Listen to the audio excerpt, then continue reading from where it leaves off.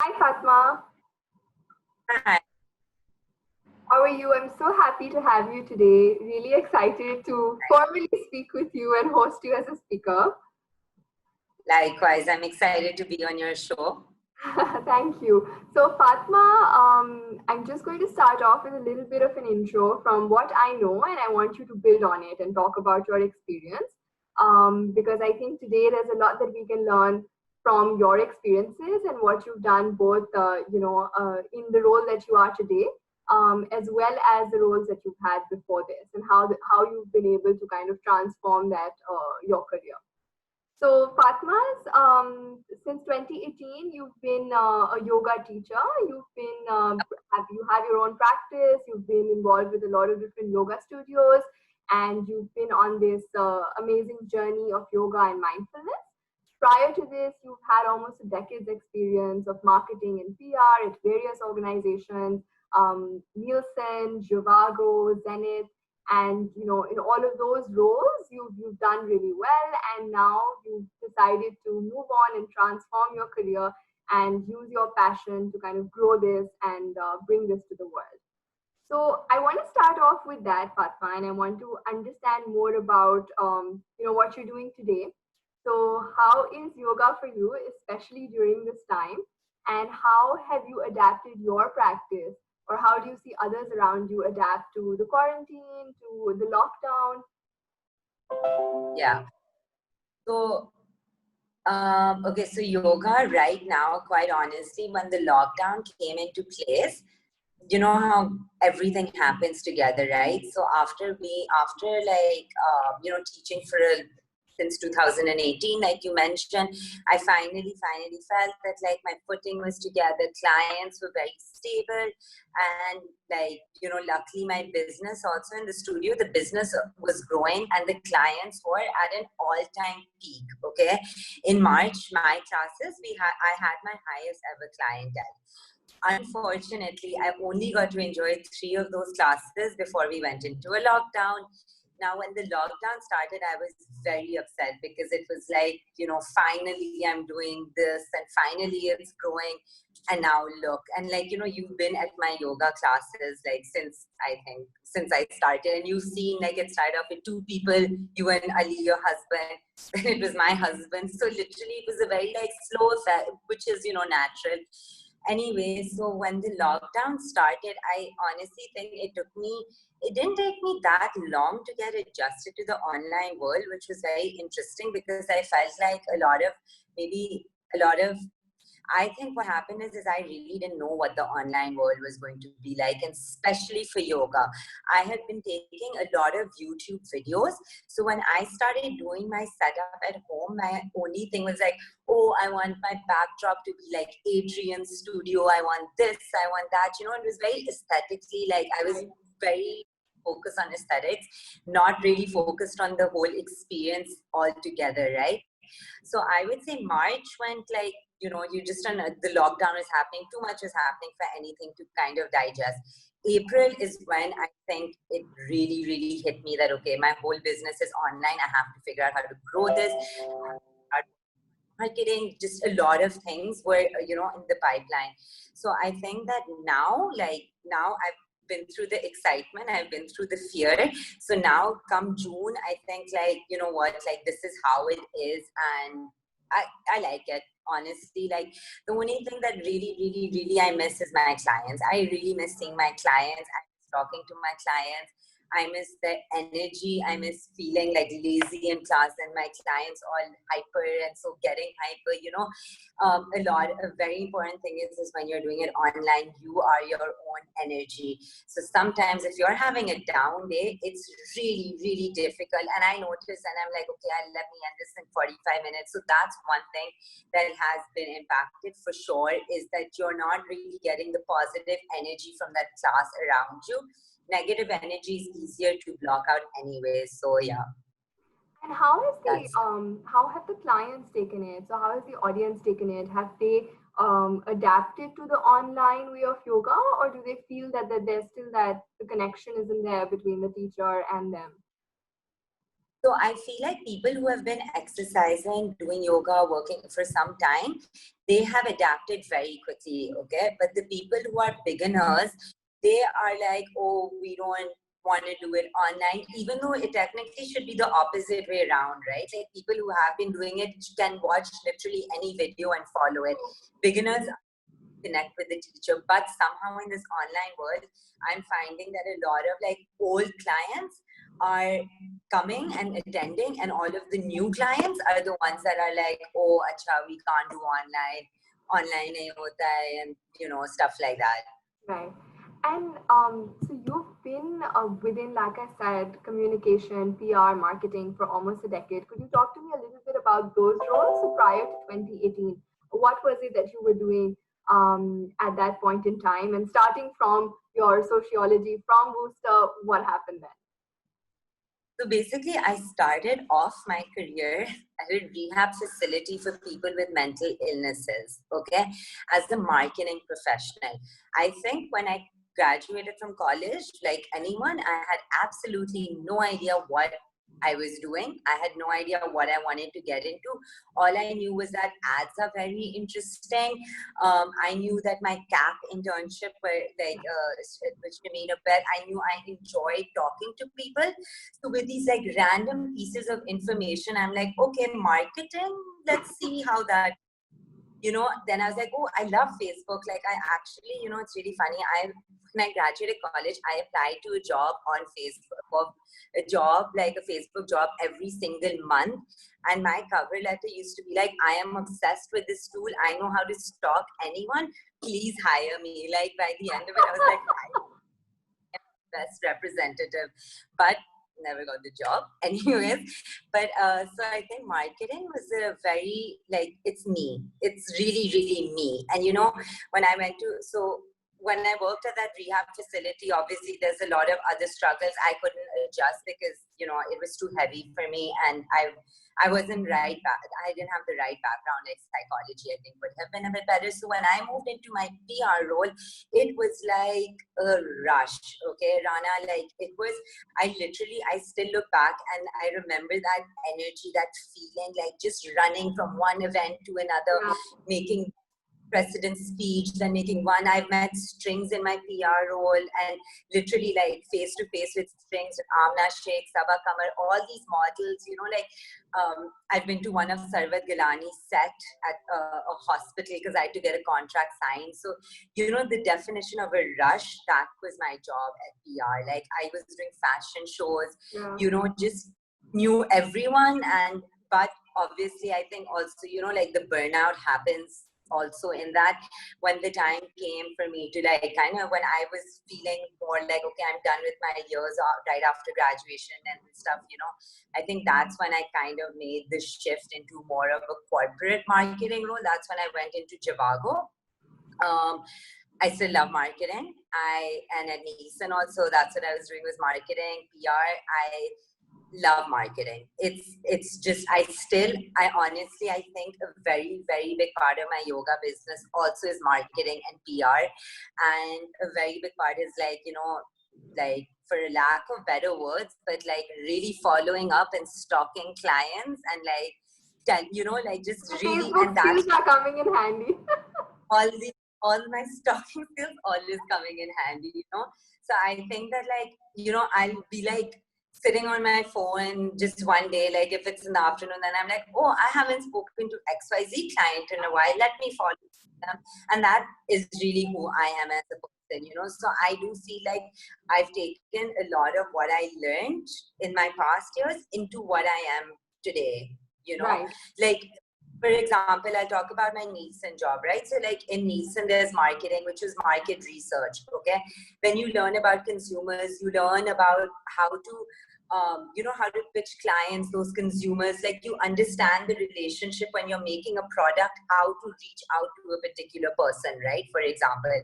So that is like what I got to do in yoga as well. Like if you're looking for a relaxing yoga, I'm not going to come to you and say, hi Rana, let's do power yoga, make you sweat. Like I can't do that because that's, I'll have to relate to my audience as well to a very, very large extent. Right. And what made you pursue the career change? I know you've spoken about how you brought a lot of the skills from the previous roles to this role, but what really made you think, okay, this is the journey I'm going to go on? Okay, so when I did my first yoga class, well, I've done yoga before that, but when I properly started yoga in 2015, I remember looking at my instructor and being like, and she was advertising background, okay? And I think she had quit her job or she was going to quit her job. I don't remember, but I remember thinking, man, that's awesome. Like, you're a yoga teacher full time. And for me, it was this dream. Like, it was just this dream which I never really thought too hard about. As life happens, as you know, like you have different experiences in life and all. I went through a very anxious, like just really, weird time period in which yoga was my savior. Like, they say that yoga, basically in your body, you have a lot of energy centers, right? So we trap energy in our body and yoga untraps that energy. So you will never, and you've done yoga, like you're never going to leave a yoga class, man, I feel bad. Like you will just never, you will, or even you'll hate yourself till the second you're doing that last downward dog, you will hate yourself and regret coming. But once you're done with Shavasana, you're like, okay, I guess I That felt good, yeah. right? For So sure. that is my thing about yoga. It just calmed me down. It made me kind of develop a purpose of living. Like I would go to office. Then in the evenings, I would go to yoga. I was getting my mental health break. I was getting my physical health taken care of. So there was this one place which was taking care of my mind, body, and soul, right? And just having one fulfillment center for all important my body was just amazing.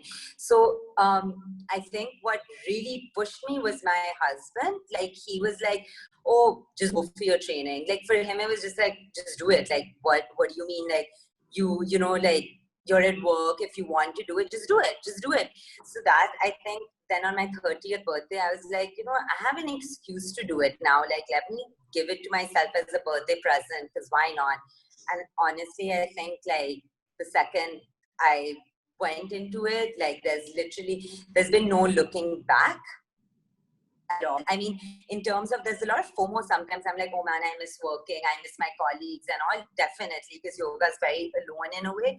But in terms of like, if you tell me today that you want to go back to a corporate job, I'd be like, no, like not now. Like, I'll think about it. I'll be like, the money, the this, the life, but then it's like, no, I can't do it. I just can't do that.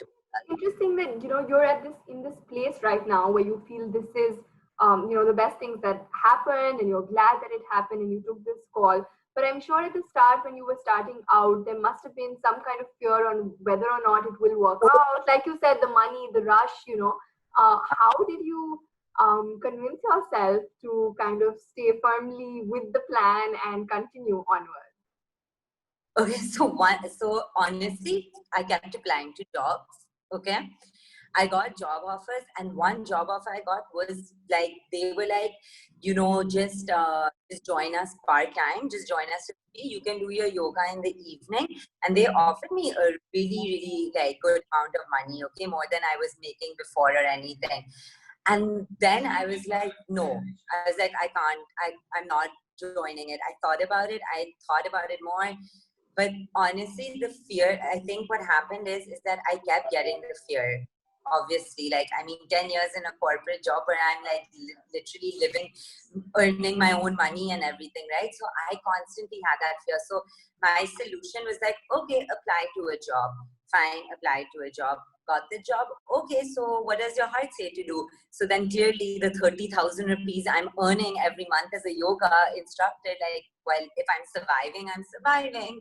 If my heart's saying like, no, no, then what? And then I think after, so I came back in October, I started teaching. I remember vivid applying to jobs till January, February. And then after that, I was like, forget it. Like, this is no point.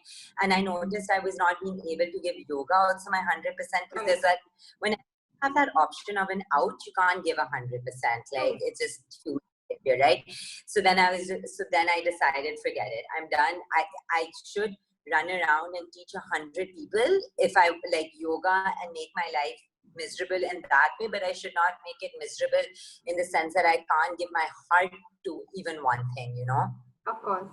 And I think it's an important point that you made in terms of having a way out or options. And I am conscious of the fact that, there may be times, and especially during these times, where people, may not be in the job that they were in, or may not have that stability anymore, or maybe thinking about all the things and passions that they had and kind of wanting to Yeah. pursue them, right?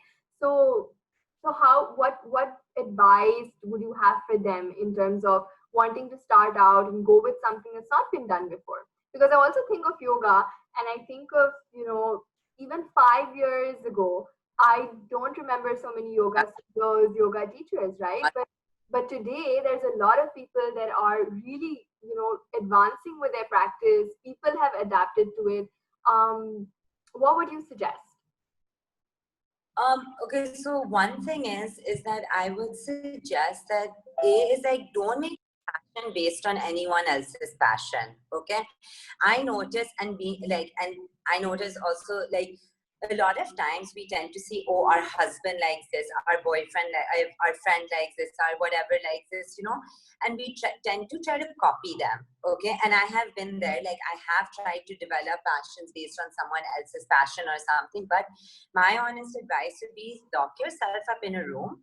Okay, sit for 10 minutes and literally take a notebook and just write what you enjoy doing, write what you don't enjoy doing. Another thing is like don't be scared if you don't have a passion. Okay, yoga came to me when I needed it. Okay, if you and me had started yoga at the same time, maybe you wouldn't have enjoyed it because you didn't need it at that time, right?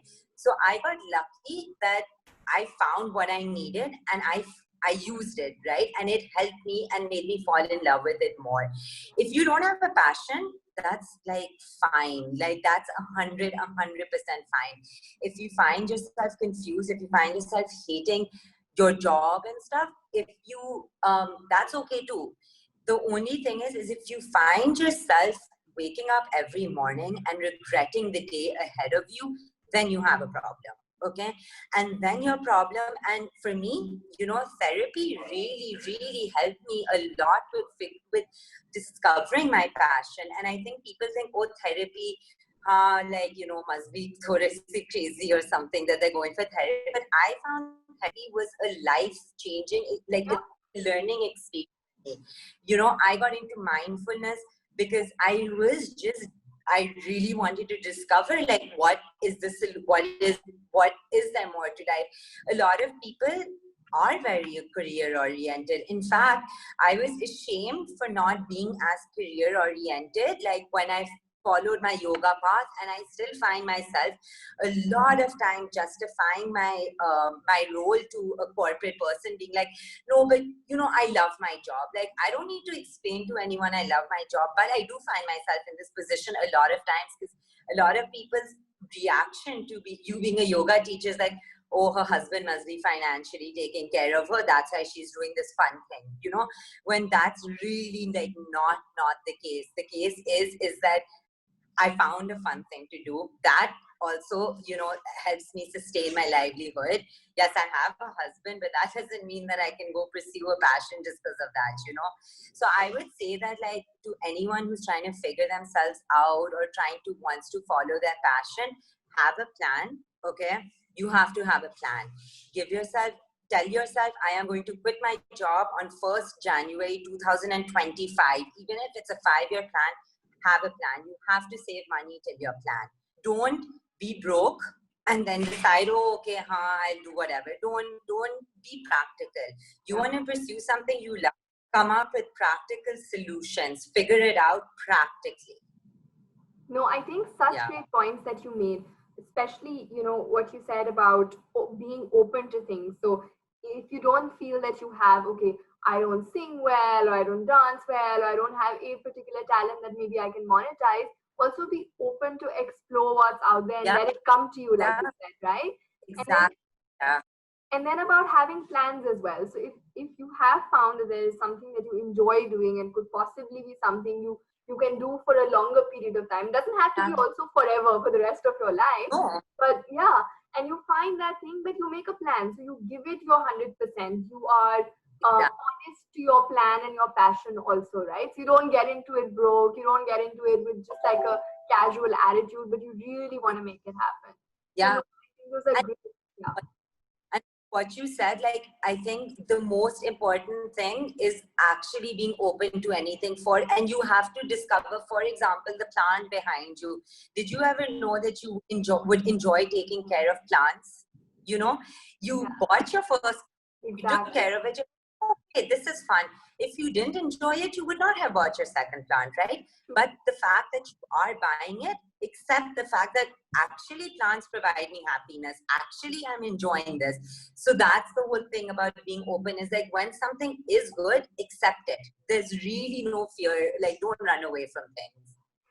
Also, Fatma, talk to me about, when you come from a 9 to 5 mindset, and I'm also, like I said, thinking about everyone who's, let's say, it's somebody who's lost a job or who's not employed anymore, and they're struggling to find another way to do things. Maybe it's part-time careers, maybe it's pursuing a hobby on the side, finding a way to make money out of it.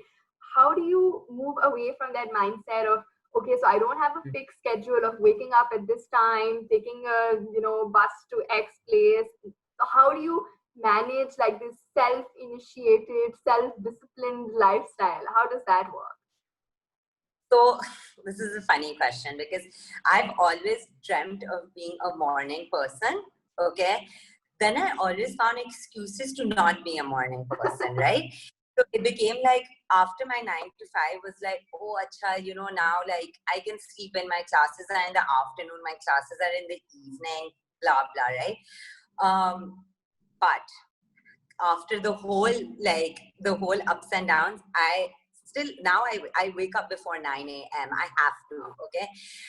The whole thing is I think that literally the day is made for a reason, is made for a reason, okay? And I think once you accept that you are productive in the morning, that's what can change. That's what can change it. So like you said, it's a lot about self, right? And I think a lot of our conversation has generally been about self-acceptance, discoveries and all. So you have to like notice, you wake up one day, put an alarm at 7 o'clock, one day put it at 8, one day put it at 9, one day 10. Every day to play around with the timings and all, see what time feels the best for you. Maybe for me 9 a.m. feels really good, but maybe for you 7 a.m. feels good, okay? And that's fine, right? Like whatever feels best for you, you have to, and then you stick to a routine. Then you remind yourself that, you know what, like, even if I have no work, if I have no class, there is always something I can do for my work. And knowing that helps you stick to a routine. I find right now that like, even though I wake up at 9 in the morning, I never start work at 9 in the morning. My 9 in the morning is my coffee time, my, Instagram time, blah, blah, blah. But like, I know because I have that time in the morning, that buffer, I'm like 11 o'clock, I'm on my laptop. So see what works for you, and you have to be honest with yourself at the end of the day, because if you pretend to yourself and say, I can wake up at 5 a.m., you're going to continue hating life. B is you're not going to grow at all. You're not going to be finding jobs that are suiting you, because when you're waking up at 5 a.m., you're going to attract bad energy and find all the jobs that actually don't suit you. So honesty with yourself and sticking to a routine. I cannot emphasize enough that I know, and honest, like I wish I had some hacks about how to make sticking to a routine easy, but I don't have any hacks, except for me, my hack is make sure I have coffee as soon as I wake up. But Like that. what you said about trying out different schedules is great, because finding something that works for you, especially something that you can sustain for a longer period of time, is important, right? You could be waking up And at 6 one now, day, but like you can't keep that up yeah, all the days. So what's the point of trying that and making yourself miserable thinking you fail?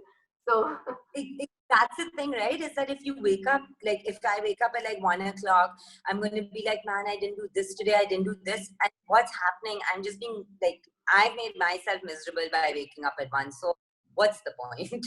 yeah. And you talked briefly about, how there were skills that you had. Like you said, you've always been a marketing person, and even now you feel that there are a lot of those skills that you can utilize in this role. So you've got that. So it is entrepreneurial. You're your own Yeah. person. You do your own sales, your own marketing. Um, I want to talk about that as well, because a lot of times I feel that people have this fear of being in a certain industry, and then when they have to move or they're pushed to move, they feel, okay, I can't do this. I've always been a finance person. I've always been in HR or Yeah. marketing, whatever. How can I go and do this? But there are so many transferable skills that you can utilize from one, and My, it's not that different, right? So how have you done that, and what skills did you pick from A to put into B, just so it's clearer for people? honestly, I think number one is you have to. So if I say to you that, oh, I make good PowerPoint presentations, what's the first thing that comes in your head? So I'm Like I'm on. aesthetics, maybe, that you're good at that. Yeah, right? Aesthetics comes in your head, marketing comes in your head, maybe HR comes in your head. Anything that's related to a PowerPoint presentation is 1,000 things that come into your head. What you do is find that one thing that doesn't come in your head. Okay? So for example, in yoga, if I want to teach at Nielsen, what am I going to do? I'm going to make a presentation on PowerPoint and pitch my yoga presentation to Nielsen, right? And what is this? This is like, it's not like, it's not a, so my point basically is that like, we always associate skills with what job roles we know. Yeah. Okay. And there's so many job roles we don't know. I don't know HR. You're an HR professional. I don't know HR. So if you're talking about PowerPoint, HR is the last thing that will come in my head, right? Like first will be everything I know.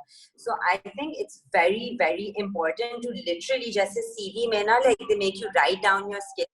Very important to write down your skills, so at least you know what skills you have. Okay, once you know what skills you actually have, naturally you'll be able to transfer them elsewhere. And it takes time, it takes practice, right? Like with yoga, for example, I used to think Instagram story, oh, I should just write down my classes on my Instagram stories and then people are going to sign up, right? Then I started noticing colleagues in different places, and I noticed, oh wow, they put aesthetic sense in their Instagram stories. Then I'm like, oh, maybe they design it. Then I started Googling designing Instagram stories. Then Canva came up and different apps to use to design them, right? Then I was like, oh wait, okay, now I learned in my previous job how to make minimal presentation. I learned in my previous job what fonts are good.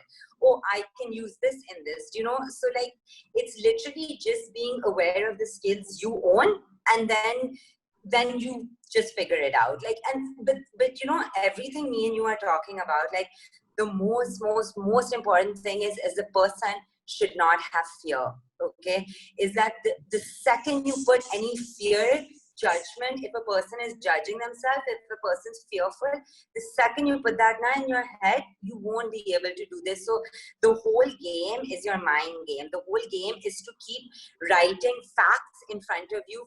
The mind will then see who you are as a person, right? Like you have to play with your mind also a little bit.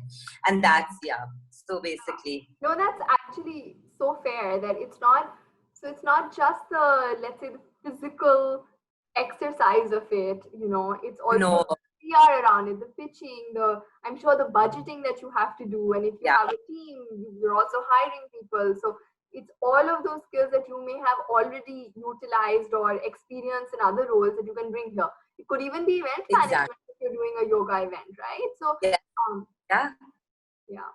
So Yeah. I also want to know that you spoke about, like, within design and other things, about how you were able to find tools online on how to learn stuff.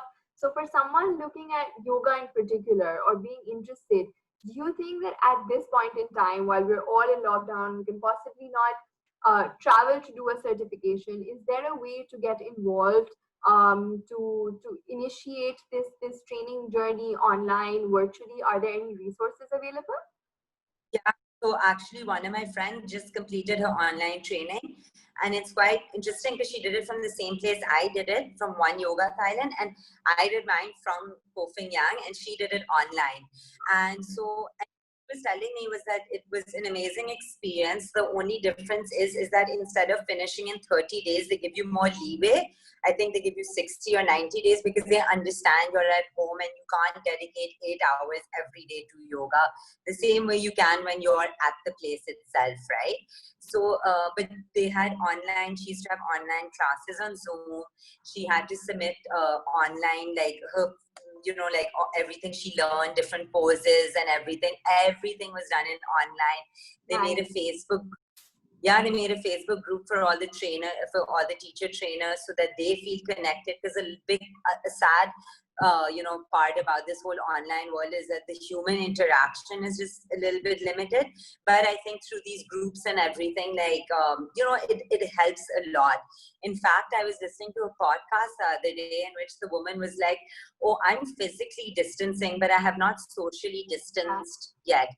And and that's very true, because how many of us have socially distanced? We're also in touch, in fact, if not more in touch with someone, So taking that in mind, the only thing an online training will lack right now is physical interaction. Social, everything else I think is there. Yeah, and I think this kind of opportunity kind of makes it even more inclusive. I think a lot of people may not have been able to travel for whatever reasons, or places that they didn't get a visa for, or was too expensive to go, or whatever. Finance. Yeah. For Finances is part. It's half the cost to do it online, Right. So definitely something people, if they're interested, can pursue. Yes. Yeah, and lastly, I just want to also talk about, Fatma, how right now, because it is a stressful situation for everyone, right? More and more we're hearing about people closer to home that may be infected with COVID or maybe suspected, and that obviously increases the tension levels. Plus, like you said, while there is virtual interaction, there isn't that physical interaction of just the human touch of people being able to hug their family members or they meet their friends in person, right? How does yoga or mindfulness help right now? And what can I, as somebody, let's assume I've never done yoga before or not taken a mindfulness class, I don't know what it's all about. How can I bring that into my life and create some calm within this chaos? So this is interesting that you asked, because actually I just had a conversation with my husband, I think a few days ago, because I started noticing every time I picked up my phone every morning, there was one person who died due to COVID. Okay. And even first it started off with someone's. Now it's like someone, in the thing. And I noticed that it started giving me so much anxiety that I didn't even feel like getting out of bed, So what I started doing, and honestly, this is something that I would highly recommend to people, was that when I woke up, I stopped checking my phone, okay? And I sat on I would check my phone to see the time. So I would see the time, then I would put on a timer for 5 minutes.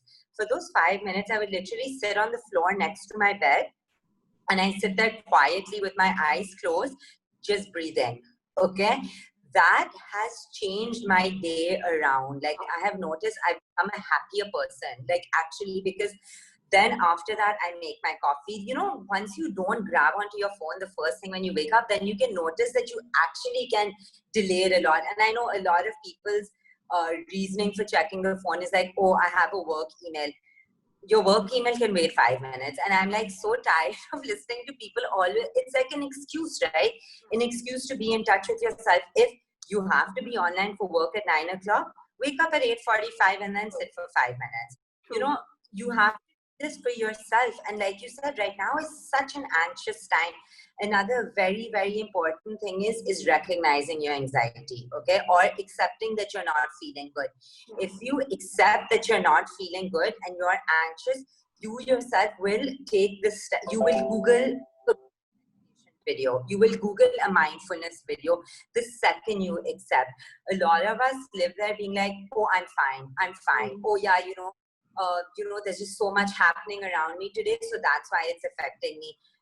even if the world around you is shaking, it should not be affecting you. It actually, and I know it's a selfish way of looking at it, but let's be honest right now, a lot of us need to protect ourselves. A lot of us have anxiety. A lot of us are hypochondriacs freaking out about the pandemic.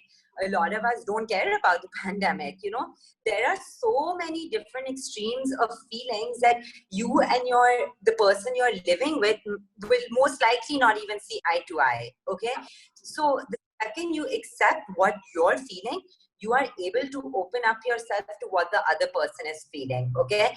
If you accept that I am feeling anxious, okay, you can give yourself that 5-minute time out from your other person who's not feeling anxious. You know, you can be like, look, I'm anxious. I need to figure this out. Then once you accept this, there are so many tools online to help you. And online is, as we've discovered, on right now, it's a virtual world. Okay. Yeah. There is yoga for anxiety. Just do it. Even if it's on the floor, just do it. You owe this to yourself. If you can't dedicate 10 minutes, dedicate 5 minutes. There's meditation for anxiety. Do it. Like, and you know, this is my problem with a lot of people and a lot of our society, like a lot of people generally, is this that they just don't want to help themselves. Yeah. They feel they can't help themselves, right? And like, you know, therapy, something that I really promote for it. Like, you can't go to the therapist and just sit and be like, I'm in therapy, I'll get fine. No, you Make won't get fine. changes. Exactly. I'm going to be like, I will tell you this, I'm telling the whole world to your face, you will not get fine until you yourself want to get fine. If your therapist tells you, you know, like, snap for 3 minutes every day, just a random example, right? You have to snap for 3 minutes every day. Like, you just have to do it. And that's where I guess we're not brought up in a way in which it's allowed to look after ourselves. We feel guilty. And I think, you know, in this time, the only thing you should feel guilty about is not looking after yourself, because you don't know what your mind is, how it's going to not only affect your day-to-day actions, it's going to affect your body. You know, anxiety, a huge thing about anxiety, heart rate. Okay, if you're constantly getting anxious, your heart rate is going to be constantly getting so sped up, you're going to end up in the hospital. You know, so you have to take care of yourself. So many, If anyone, so I many was saying that if great things that you said, Fatma. Like, and I want to just also bring that together. What you said in the start also about breath work, and for me personally, I think that's yeah, my biggest takeout from yoga, and that is something that has helped me. So anytime I'm feeling anxious or even a physical pain, I'm able to actually utilize what I've learned in yoga to be able to calm yeah, myself, to be able to relieve some of the pain and anxiety that I'm feeling at that point in time, and to bring me to a place where I can acknowledge it and, like you said, deal yes, with it, right? So that's really yeah. important. And like, one thing that I want to, you chose to come for yoga, right? So you already took that first step. And I know, like, for example, like Ali, he had back problems. Yeah. Okay. He, like, okay, he tried swimming, running, whatever amount of exercises he tried, right? He chose to come for yoga. He noticed, he didn't say that, oh, I want my back to get fixed. You know, I don't even think he actually went, Yeah. right? He noticed it helps. Okay. Once you notice it helps, like you're saying, I noticed the breath work helps. And the only way an individual can notice is if they allow themselves and if they enter a space with zero preconceived notions. If I told you, oh, yoga's for weight loss, I can give it to you in writing. You would not notice your breath, and Ali would not notice his back. All you guys would notice is the six-pack forming around your stomach. You know, being like, oh, it's not forming, yoga's not for me, right? And that's what all of us do, right? Like, I have so many questions all the time asking, oh, how to lose weight with yoga. And I'm like, weight is only diet. Like, I'm not even going to promote the fact that yoga helps you lose weight. Like, if you're eating Pringles and Maltesers and all of these things, and then coming to me and saying, oh, I want to lose yoga for weight loss, I'm sorry, like, you would need to take care of the other stuff before, you know? Exactly. And that's also an interesting concept. What you said about also being mindful, helping your physical health. And because during this time we all want to have our immunity levels up, we want to be in a place where also mentally we are able to, Yeah. if we contract any disease for that matter, be able to survive it or fight it or see it Yeah. through with that mental courage and confidence and being in that positive place in your mind, right? And that helps obviously. Completely. And like, if I get like just one more, like a lot has to do with your food, right? Food helps you physically. Food feeds your mind, like, so technically for living an all-rounded decent, like, you need to look at every aspect, right? Like, you can't be like, oh, I'm doing yoga to let go of my anxiety, but I'm going to eat a chocolate every day and regret it. You can't. Like, how, like, anything that makes bad needs to be acknowledged. Anything that makes you feel bad needs to be dealt with. Just the same way anything that makes you feel good needs to be, more of it needs to be done. So it's good, bad, that's life.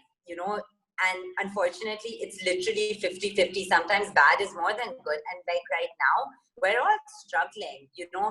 In fact, like the second that the pandemic started, there were my job apps. They started as well because I was like, God knows what will happen with yoga, right? Yeah. But what was important for me to understand in that is like, I'm scared of what will happen with yoga, and therefore I'm applying to jobs. Okay. So second step, how do I overcome this fear? Okay, now I start growing my business in yoga instead of diverting. So it's okay to constantly go off track. And I hope as human beings that we do constantly go off track. Like, I really hope everyone does, because that's the only thing that gets us back. Yeah. No, again, great point about what you said earlier as well on taking care of yourself, right? Like, I know there was another talk that I was having, and we had a conversation around how in the airplane you're supposed to put your oxygen mask on first before you help anyone else. So, kind of looking after yourself or self care. When you start with that, that only then can you give any positive energy to someone else because you have some to give, right? Otherwise you're just going to end up exhausting yourself and kind of leeching it off the other person. Exactly.